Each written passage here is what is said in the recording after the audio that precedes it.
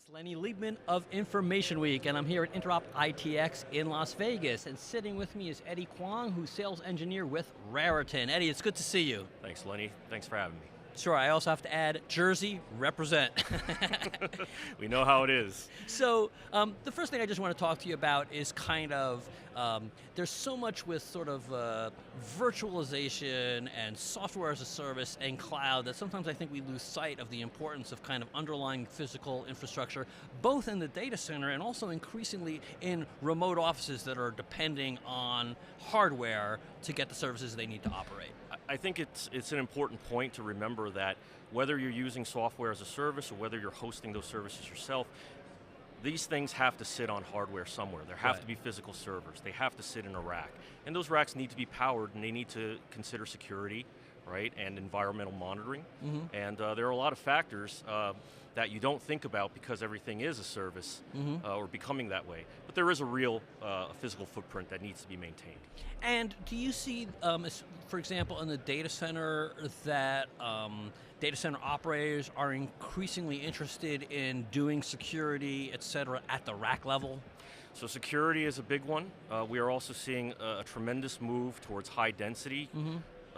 Data center real estate is expensive, and you want to put as much compute power into a single rack as possible. So whereas traditionally we're talking about 10 kW per rack, now they're asking for power delivery of, I've had people ask me for 64 kW per rack. Right. So we're definitely seeing moves in that direction. As far as security goes, definitely a focus on security.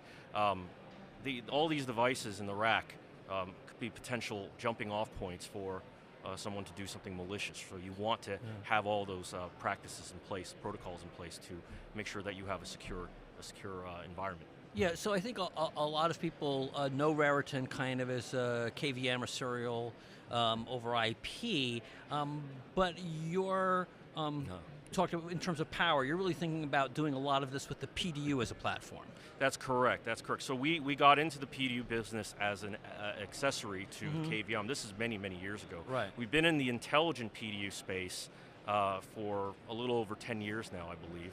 And we got really, really good at it, right? One of our strengths, one of our core competencies was we can make custom units. We can build them to your requirement, and that includes mechanical considerations, but also capabilities and security. And so we have a very robust engineering, engineer-to-order program, and that's how we are able to help our customers get exactly what they need. Yeah, and on the sort of remote office side, again, where we don't have IT people in place, this is particularly important for not just management, but also implementation. Maybe you want to talk to me a little bit about that. So we see our controller as a platform, right? Your typical view of a PDU is it delivers power in the rack, and maybe I'll be happy if it gives me monitoring, tell me that I'm over current, right? But we have a very powerful controller. We've always designed our controller to be more than just a simple device to control PDU. And so what we've done is we've made it basically the foundation of the smart rack. It can handle many different types of sensors, environmental sensors, temperature, humidity. We can control the door locks, lock so that you can issue electronic commands to unlock the door. We could support RFID card readers. We can plug a camera, webcam, and tell the PDU, snap a picture of the guy that swiped his card, so we could verify that this is the person that has the authorization to get to that rack. Yep. And I think, by the way, that's increasingly important because we used to, going back to the data center, have this idea that, well, as long as you have to swipe a card to get into it, it's okay. But increasingly, with some of the compliance requirements we have, we really have to be able to document the fact that we've only let the right person with the right authorization touch that server based on a need to touch the server. That's correct, and that's the kind of capability we've put into our solution. So we're not talking about the PDU can do this, we're talking about the comprehensive solution, the software, the sensors, the monitoring tools in the rack. So I guess one challenge though we have is, as much as you can sort of make a case that I want to be able to call up the fact that I saw Eddie's face at the rack, Tuesday, July, whatever, and that he was the one who touched this particular device at a particular time. We have a lot of other pressures on our infrastructure in terms of whether it's wireless, security, et cetera, et cetera. And a lot of us may feel like, okay, well, my PDU isn't broke, so why fix it? Maybe you want to help me understand, how do we bubble up or prioritize the decision to modernize this physical management of infrastructure? Well, so the value add here is the smarter your rack, the more visibility you have into what's going on to your data center. I'll give you an example, right? You have an alert on a breaker that trips in your rack, right? You can't do anything about that with a traditional basic PDU.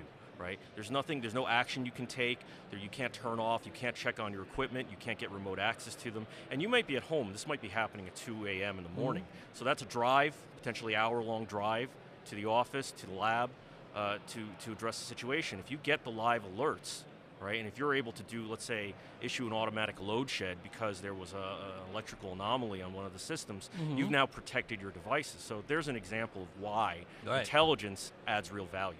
Yeah. And I think especially, again, as we have all these other demands, as the services we're delivering, including to remote offices, are more critical to the business from sort of a revenue point of view, it's really important to have a small number of people be able to manage a whole lot of possible events. That's right.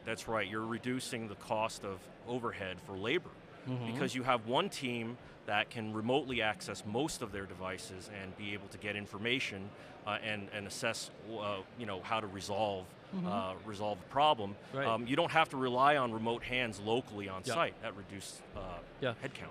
So if somebody's interested in exploring kind of this intelligent PDU as a platform to do all these other things, what would you recommend as kind of a next action step? Give us a call. Yeah.